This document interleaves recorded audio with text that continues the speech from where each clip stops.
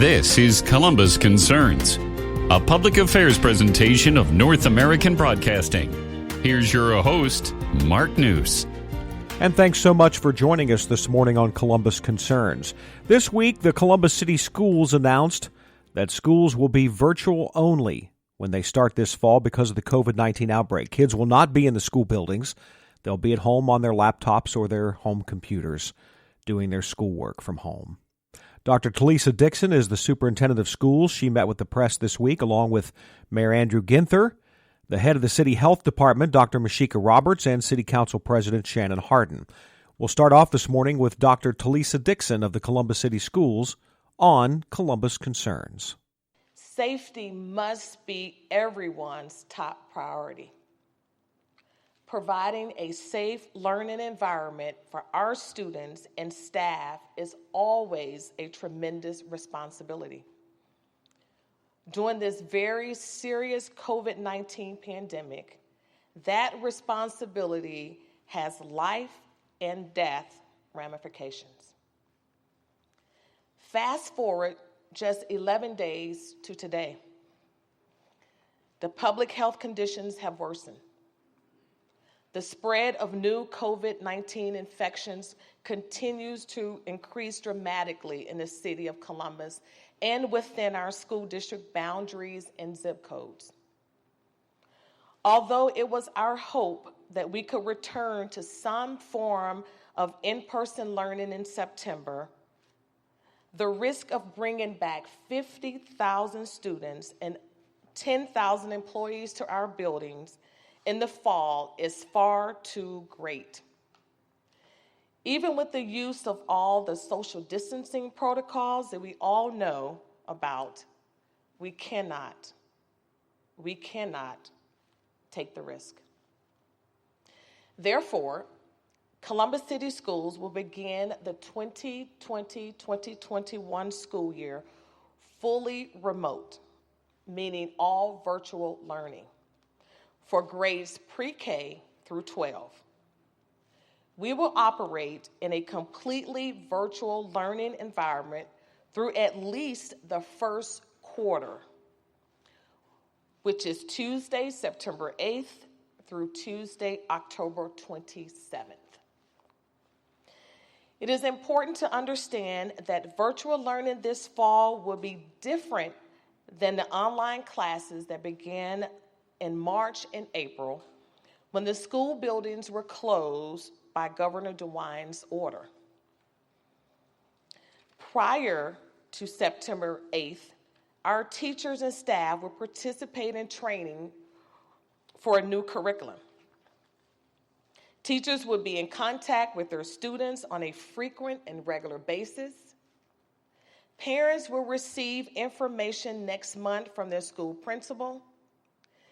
In the interim, we are providing answers to the most frequently asked questions. I know families will have lots of questions about what this means for their children. I know all employees will have questions too. We are working around the clock to finalize details and logistics and to call upon our community partners to assist.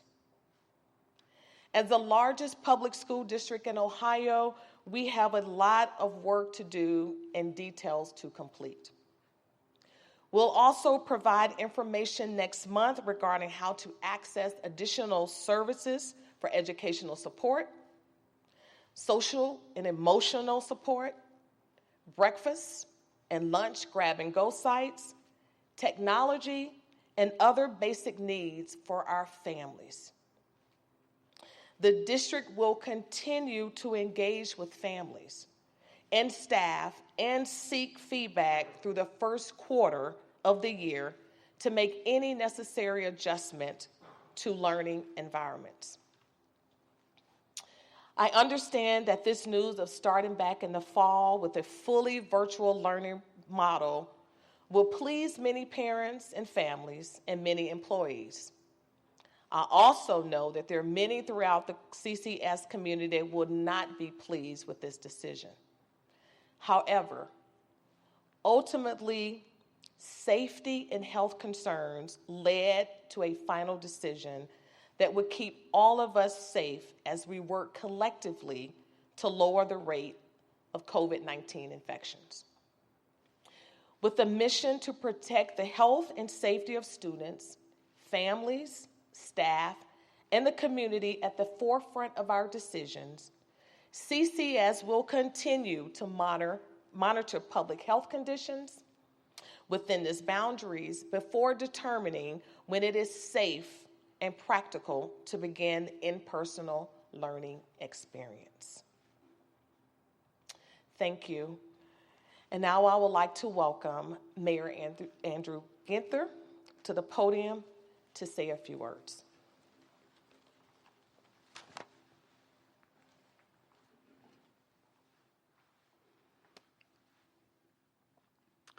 Thank you, Dr. Dixon, School Board President Jen Adair, and all of the Board of Education, to Dr. Roberts, to Council President Hardin, and members of City Council. I want to thank them for all of their work and partnership.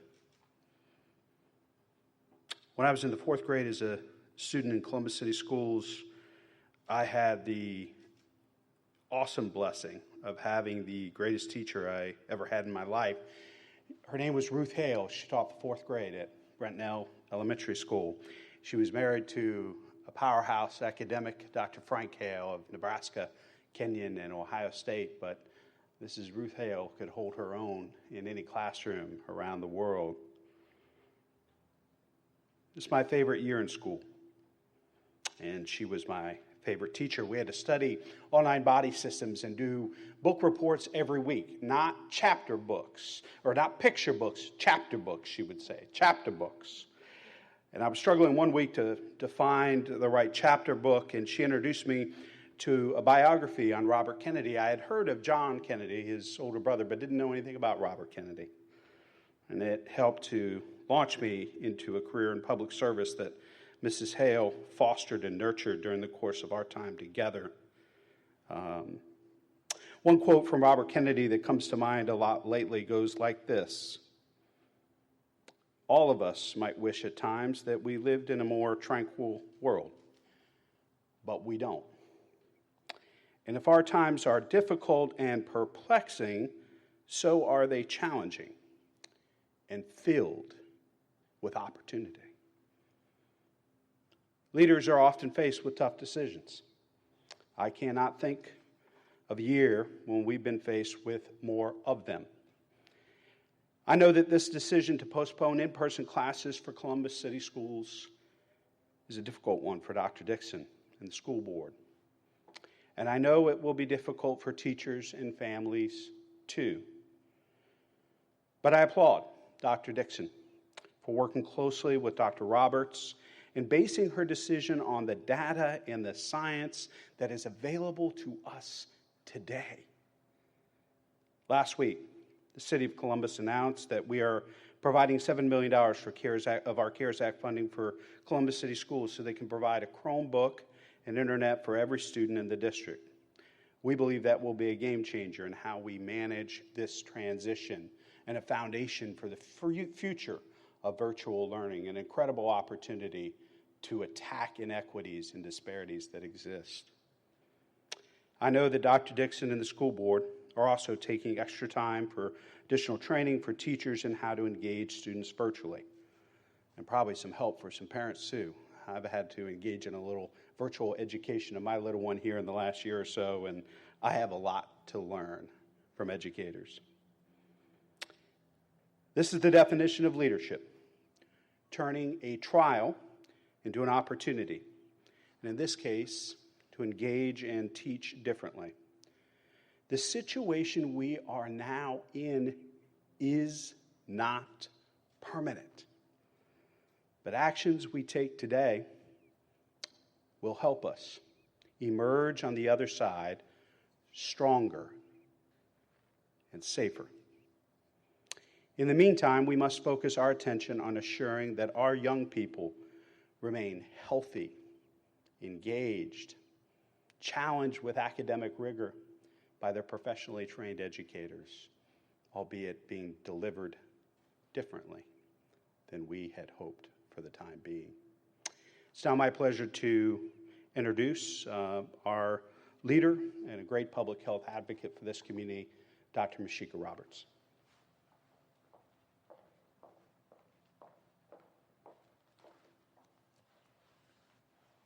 Well, good afternoon, everyone, and thank you, Mayor Ginther, thank you, Dr. Dixon, and Board President Adair for having me here today, and for your thoughtful partnership as we all work together during this COVID-19 pandemic.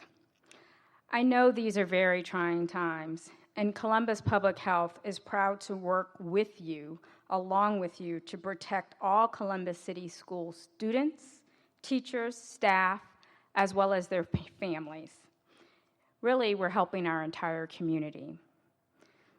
As the mayor and so many others have said, these are not easy days. These are not easy decisions that we all have to make, but we're making them to make sure that we meet the educational needs of our students while also protecting their health and the health of those around them. But the facts drive our decisions, and we must use those facts to help us make the right decisions for the health and safety of our community. Cases here in Columbus continue to rise. We currently have over 12,000 cases, and unfortunately, we've lost 389 of our residents due to this virus. Let me paint a picture for you of just how things have changed just in the last 6 weeks. If we look at the data in mid-May, the 7-day moving average for cases was 106 cases per day. By May 15th, the 7-day moving average had decreased to 86 cases per day. And then it continued to decrease until we got to mid-June. By mid-June to mid-July, we saw a substantial increase, and the 7-day moving average jumped to 217 cases per day. That's an increase of 220%. It clearly shows that this virus is circulating and there continues to be wide community spread. As you know, Columbus was recently named as 11 cities to watch by the White House Coronavirus Task Force, and they encouraged us to take aggressive steps to combat the spread of COVID-19. Franklin County continues to be at level 3 or red county during the state's public health advisory system, so that's something we're also monitoring. Given all of that I shared with you, now is simply not the time to risk the health and safety of our students, our teachers, and our staff, and bringing them back to classroom face-to-face.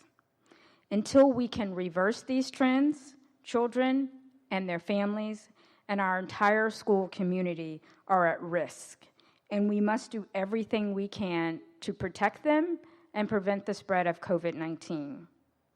The steps announced today by Dr. Dixon and Columbus City Schools will help us reduce those increasing numbers during this pandemic. We will continue to monitor our cases as we always do. We'll continue to work with the mayor, Dr. Dixon, and all others in our community to protect the health and safety of Columbus City Schools and all of our residents during this pandemic. I thank you for your time this afternoon.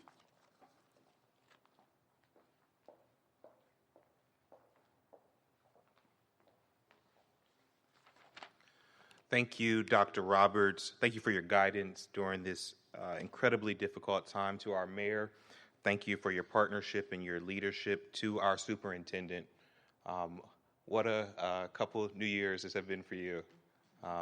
But we really appreciate your leadership in making these decisions. And to President Adair and the Board of Education, thank you for being in the trenches with and for our families as these conversations have progressed. As a proud Columbus City Schools graduate, I'm glad to be with you this afternoon. It's important that we stand together during these unprecedented times. We've heard from parents and teachers over the past few weeks about the concerns about schools opening during the COVID-19 surge. We stand here together today to let you know that we hear you.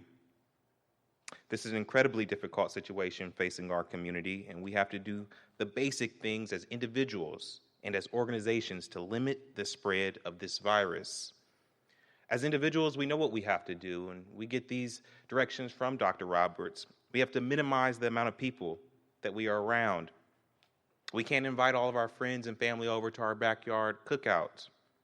We must wear a mask when we go out, and we must continue to wash our hands.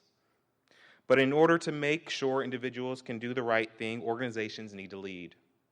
That's why the city put forward a mask mandate prior to governor's eventual order. That's why last night we passed legislation to close bars, restaurants, nightclubs at 10 p.m.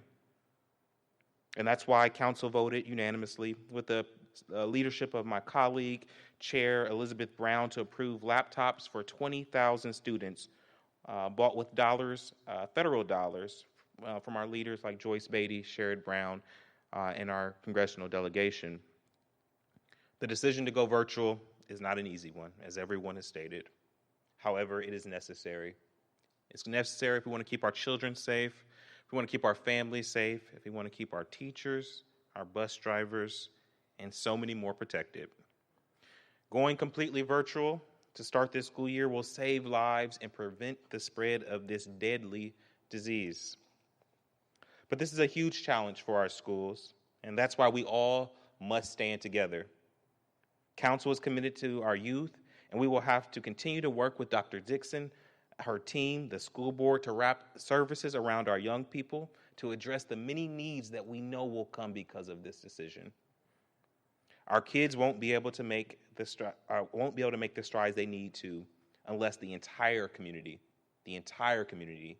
that's families, that's church, that's government, nonprofit, the business community, unless the entire community comes together and finds the big ways and the small ways that they can help out to ensure that our kids have a safe start to the school year. Thank you. And the announcement this week of virtual classes only from Dr. Talisa Dixon of the Columbus City Schools, Mayor Andrew Ginther, the head of the City Health Department, Dr. Myshika Roberts, and City Council President Shannon Hardin. I'm Mark Noose. Thanks so much for joining us today. Thanks for listening to Columbus Concerns, a public affairs presentation of North American Broadcasting.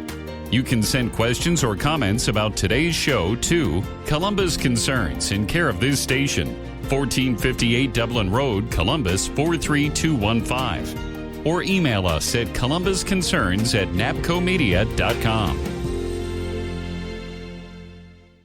It only takes a minute to find out if you may have prediabetes, and you can do it at doihaveprediabetes.org. But you're probably not going to. Nope. I'm sure you've got a perfectly good excuse. Kids, work. I get it. You're busy. So what better time than now? Let's begin. Raise one finger if you're a man. Ladies, none yet. Oh, count in your head if you're driving. Now, 3 more fingers for everyone over 60, 2 over 50, 1 over 40, 1 more if you're not physically active, another finger if anyone in your family has type 2 diabetes. Another if you've got high blood pressure. If you're overweight, raise another finger. 2 if you're very overweight. And 3 if you're really overweight. You've just taken the world's first audio prediabetes test. And if you're holding up 5 or more fingers, visit doihaveprediabetes.org or talk to your doctor. There's no excuse because prediabetes can be reversed. Brought to you by the Ad Council and its pre-diabetes awareness partners. Take a look under your bed. Find stuff under there? What about jobs? No? Now try your basement. There's a pair of overalls that overall you're not so into anymore. A perfectly good laptop that hasn't sat in your lap in months. And even more stuff, but still no jobs? Well, you really have both. See, stuff is defined as household articles considered as a group. Sometimes this stuff is no longer needed. Wait, no longer needed? That can't be right. Because remember those jobs you were looking for? Those are really needed, and they're the stuff inside your stuff. Even inside that winter coat that moved with you to Phoenix. Our job is to unlock those jobs, and it starts when you donate your stuff to your local Goodwill. Here's how we do it. When you donate to Goodwill, we sell your stuff to provide job training for people right here in your community. So just by teaming up with Goodwill, you help create jobs. And isn't that worth parting with the leftover keytar from your 80s cover band? Goodwill. Donate stuff, create jobs. Find your nearest donation center at goodwill.org. A message from Goodwill and the Ad Council.